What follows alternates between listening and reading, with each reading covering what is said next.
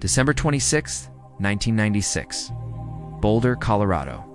The Ramsey household, a large home filled with Christmas decorations and the remnants of holiday celebration, would become the scene of one of America's most infamous unsolved crimes.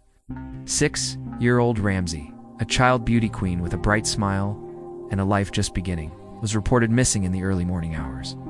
Her mother, Patsy Ramsey, claimed she discovered a ransom note on the back staircase. It demanded $118. Ling ling ling 4. A safe return.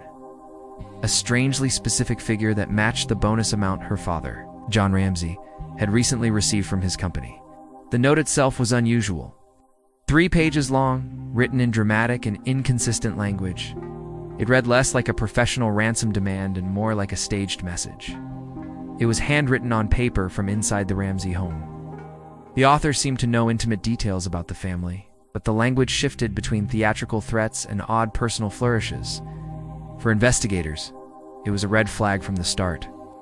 Despite the ransom note, S. body was not missing for long. Hours later, John Ramsey himself made the discovery in the basement, in a small, windowless room. The 6-year-old was found wrapped in a white blanket. A cord was tied around her neck, and her wrists were bound. Crude garrote, fashioned from a paintbrush handle and cord, was still attached. There was evidence of a head injury and signs of possible sexual assault. The brutality of the crime contrasted chillingly with the innocence of its victim. From the very beginning, the investigation was marred by mistakes. Police failed to secure the crime scene properly. Friends and family were allowed to move freely throughout the house, contaminating evidence. The body was moved before the coroner arrived. These errors would haunt the case, complicating efforts to determine the truth. Suspicion immediately fell upon the Ramseys themselves. Theories swirled that Patsy, perhaps in a fit of anger, had harmed her daughter, or that John had staged the crime to protect his family. Others speculated that 9-year-old Burke, a older brother, had been involved, and the parents had staged a cover-up.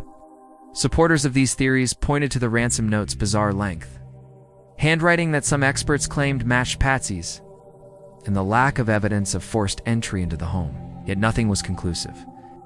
DNA testing on S. clothing revealed the presence of unidentified male DNA, which did not match any family members. This opened the possibility of an intruder. Some pointed to a broken basement window as a potential entry point. A few suspects emerged over the years, from local drifters to known sex offenders in the area, but none were definitively tied to the crime. The media frenzy turned the case into a spectacle. Images of impageant attire circulated endlessly, fueling public fascination and criticism.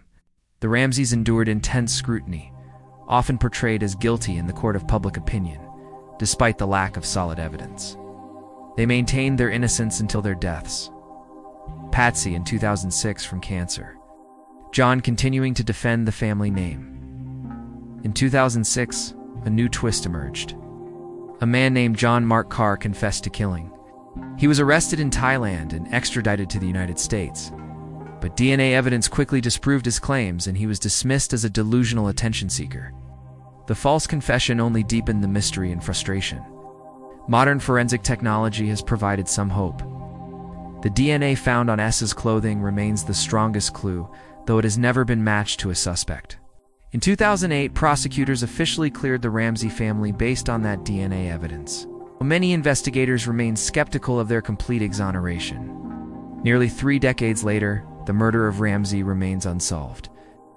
Was it a botched kidnapping staged to look convincing but carried out by someone in the house? Was it an intruder who slipped in unnoticed on Christmas night and committed a horrific crime before vanishing?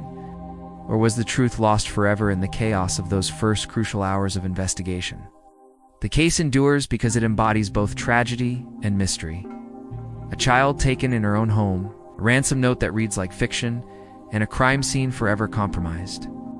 Murder is not just an unsolved case. It is a reflection of how easily justice can slip away. When evidence is mishandled and suspicion overshadows truth, in Boulder, the Ramsey home still stands, but it is remembered less as a family residence and more as the site of a haunting question. The answer hidden in fragments of DNA and conflicting testimonies. And in the silence of that winter night remains locked away. Until it is solved, the image of a little girl in a pageant crown will remain one of the most chilling symbols of American crime.